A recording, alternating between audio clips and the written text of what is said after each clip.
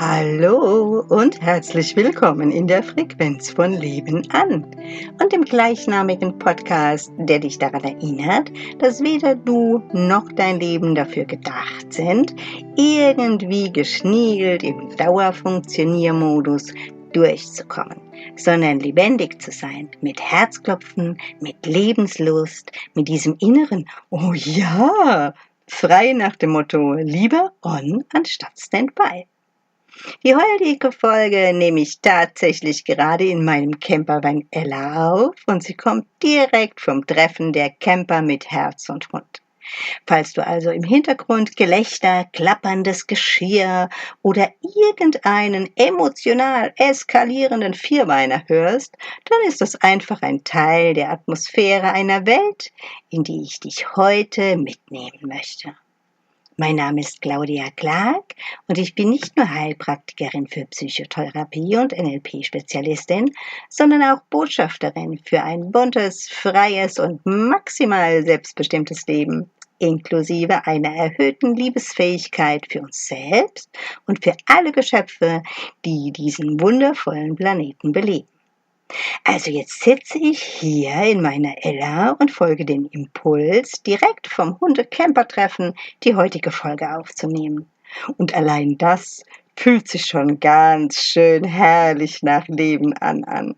Hier riecht es nach Wiese, nach Grillen, nach Sommerluft, nach Rauch und nach diesem ganz eigenen Camping-Zaubergeruch, den man überhaupt nicht beschreiben kann. Und trotzdem erkennt ihn jeder sofort, sobald er ihn riecht.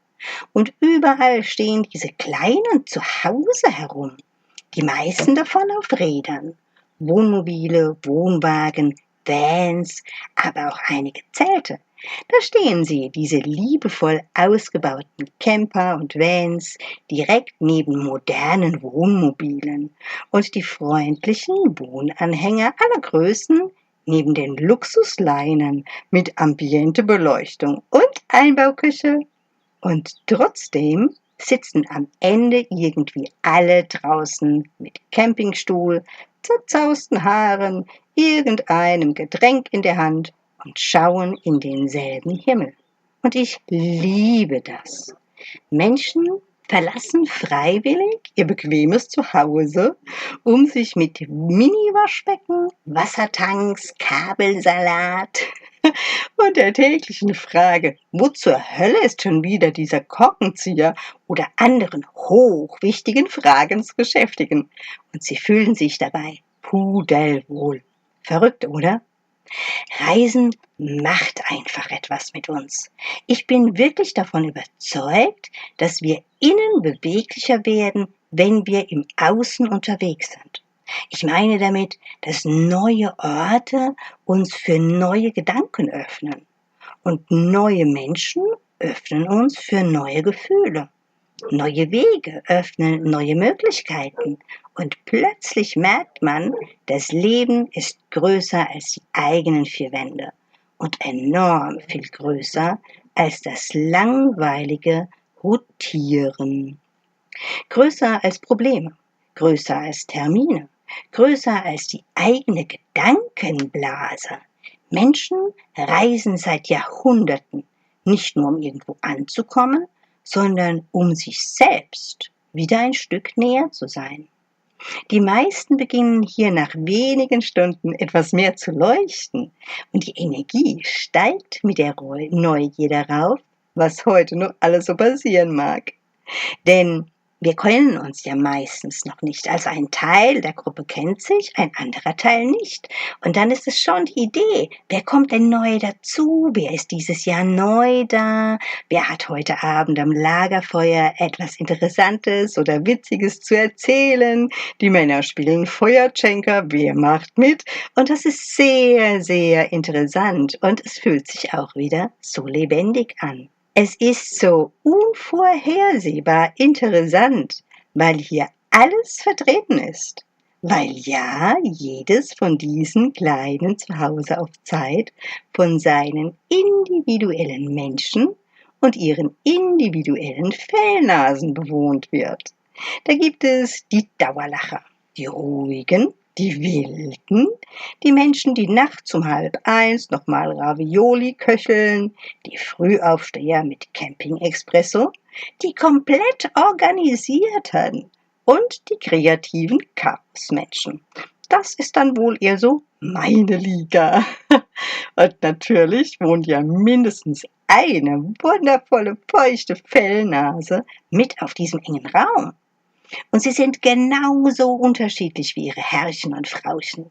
Dabei sind die Kleinen und die Großen, die Alten und die Jungen, die Frechen genauso wie die Zurückhaltenden, die Sanften und die Rabauken. Und irgendwie darf alles gleichzeitig existieren. Und ich denke mir, ja, genau das ist echte Gemeinschaft, echte Vielfalt, die nicht aus Einheitsbrei heraus entsteht, sondern aus Vielfalt und deren Akzeptanz. Jedenfalls ergibt das alles zusammen so etwas wie ein kleines Paralleluniversum, ein kleines Lagerfeuerdorf voller Lebensfunken, Hundehaaren, Lichterketten und Menschen, die sich gestern teilweise noch komplett fremd waren. Und jetzt lachen wir zusammen und spielen, als hätten wir früher gemeinsam den Mathelehrer geärgert. Und ich bin immer wieder erstaunt, dass das meiste, was so viele im Alltag für so unglaublich wichtig halten, hier von sehr wenig bis gar keine Wichtigkeit hat. Es ist einfach unwichtig, ob dein Geldbeutel prall gefüllt ist oder eher dünn, was du erreicht hast und ob du in einer kleinen Wohnung oder in einer Luxusvilla lebst. Hier sitzt erstmal einfach nur ein Mensch mit einem Campingstuhl vor dir, der das gleiche Hobby hat wie du. Vielleicht mit zerzausten Haaren, vielleicht mit einer Jogginghose, vielleicht mit einem Rassehund oder einer bunten Straßenmischung. Hier scheint es eine andere Struktur zu geben. Das Ego scheint hier ein bisschen kleiner zu werden und Verbindungen kommen hier nicht über Titel, nicht über den Status und auch nicht über Hochglanzfassaden, sondern über Wärme, über Humor, über Geschichten, über gemeinsames Erleben, über dieses kleine Funkeln, wenn man merkt, hey, mit dir sitze ich heute gern am Feuer. Wir teilen heute einen Raum, in dem ich einfach ich sein darf. Und du darfst du sein. Und da ruhen viele aus. Vom Selbstverwalten, vom Selbstkontrollieren und vom Funktionieren, das uns so oft so müde macht. Mutter Natur wirkt alleine hier durch ihre Präsenz schon heilsam auf uns. Und weil wir es fühlen, sind wir ja ein Teil von ihr. Wir verhalten uns aber oft so, als würden wir getrennt von der Natur leben. Also als wären wir hauptsächlich Termine, Leistungen, Rollen und To-Do-Listen. Aber das stimmt natürlich nicht. Hier draußen erinnert sich etwas in uns plötzlich wieder daran, dass wir auch Wesen der Natur sind. Wir gehören dazu. Wir sind lebendig, rhythmisch, verbunden. Und ich denke, genau deshalb fühlen sich Menschen beim Camping oder am Meer, in den Bergen, im Wald oder auf einer Wiese oft wieder viel mehr bei sich selbst, weil alles so ursprünglich ist. Und irgendwo zwischen Himmel, Feuer, Wind und Erde erinnert sich etwas in uns wieder daran, dass wir nie wirklich getrennt waren. Wir tun nämlich immer so unabhängig. Aber wenn Verbindung und Gemeinschaft entstehen, hey, da blühen wir sofort wieder auf. Sobald jemand zuhört, sobald gemeinsam gelacht wird, sobald man ein Teil des großen Ganzes sein darf, wird es so leicht und gleichzeitig so vertraut. Hey, da kommen so kleine Energiefunken und sie werden begleitet von diesem Inneren. Oh ja, genau, so möchte ich mich bitte öfters fühlen. Und das ist mal ganz schön Leben an. Und für mich ist es ganz klar, dass dies genau das ist, was alle hier finden möchten, was viele in ihren Herzen suchen. Hier geht es auch weniger um Urlaub als um Lebendigkeit, um dieses Gefühl von Freiheit, sich selbst zu sein und genau dadurch sich selbst wieder ein kleines Stückchen näher zu kommen. Und manchmal passiert das eben nicht in irgendeinem Luxusresort, sondern nachts vor einem Camper mit Rauchgeruch in der Jacke, Hundehaaren auf der Hose, Menschen um sich herum, Musik irgendwo im Hintergrund und einem Herz, das wieder anfängt zu leuchten. Und auch das ist definitiv Leben an. Wir Menschen sind einfach nicht dafür gemacht, die ganze Zeit alleine vorm Bildschirm zu sitzen, Termine abzuarbeiten und uns durch die Woche zu optimieren. Wir sind soziale Wesen, die Kraft aus der Gemeinschaft schöpfen.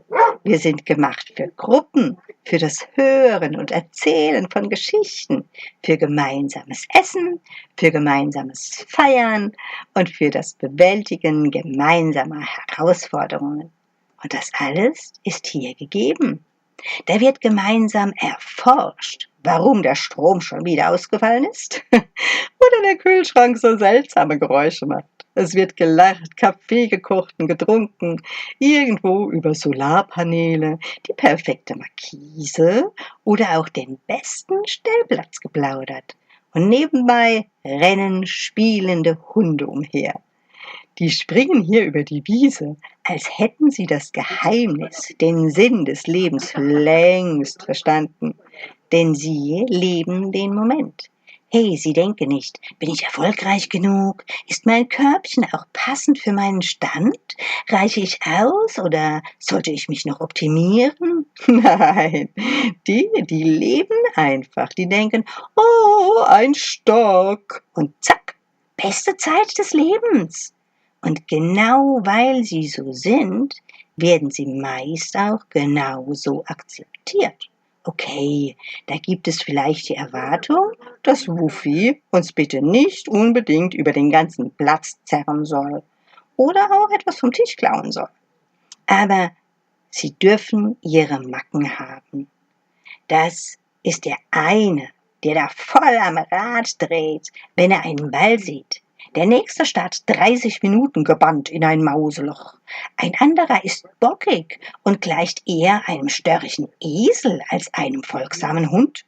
Und die meisten lachen nicht nur darüber, sondern sagen ganz entspannt, ja, so ist er halt. Ich liebe ihn trotzdem. Und ich gehe ja sogar noch einen Schritt weiter. Ich behaupte nämlich, wir lieben sie nicht, obwohl sie so unperfekt sind, sondern gerade weil sie unperfekt sind. Wir wollen nämlich gar keine Maschinen als Gefährten, sondern freundliche Begleiter. Und deshalb ist es noch unfassbarer, dass viele Menschen irgendwann angefangen haben zu glauben, dass sie erst liebenswert sind, wenn sie möglichst perfekt funktionieren, möglichst angepasst sind, möglichst kontrolliert, möglichst leistungsfähig und möglichst unkompliziert. Dabei entsteht echtes Leben doch genau dort, wo Wesen einfach sie selbst sind und sein dürfen. Und ich glaube, genau deshalb fühlen sich solche Orte und Events für viele Menschen so heilsam an, weil wir die Verbindung zur Natur mit der Freiheit des Seins verbinden können, weil auch Freiheit ein Grundbedürfnis ist. Nicht nur äußere Freiheit, nicht nur tun und lassen können, was man will, sondern vor allem dieses tiefe, diese innere Freiheit, sich zeigen zu dürfen, ohne permanent bewertet zu werden. Freiheit ist in meiner Welt kein Luxus. Freiheit ist ein biologisches Bedürfnis, ein Grundrecht. Menschen können nur in Freiheit wirklich wachsen.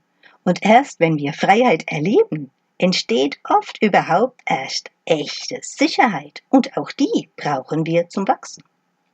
Und um das zu erleben, reicht es schon oft, dass ein anderer Mensch wieder ein kleines Stückchen aufblüht und dabei geht es überhaupt nicht nur ums Campen.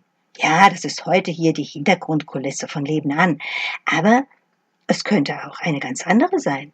Für manche Menschen ist das die Sauna, für andere Musik, Für andere Tanz, Sport, Wandern, gemeinsames Kochen, Nächte am See, Jam-Sessions, Festivals, lange Gespräche oder einfach dieser eine Ort, an dem man plötzlich wieder lachen kann und dieser eine Mensch, der uns dabei begleitet. Ohne die ganze Zeit an morgen oder an To-Do-Listen oder sonst irgendetwas zu denken. Es geht nie um das Thema.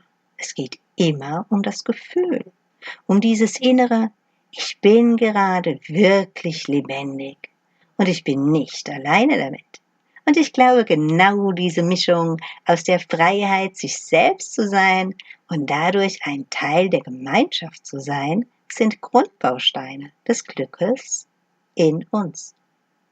Unterschiedliche Meinungen, unterschiedliche Menschen, unterschiedliche Geschwindigkeiten, unterschiedliche Lebensphasen, unterschiedliche Formen von Verrücktsein. Am Lagerfeuer sitzt der kreative Chaosmensch neben dem komplett organisierten, der Frühaufsteher mit Campingausstattung vom Feinsten neben dem Nachtmensch, der Ravioli isst.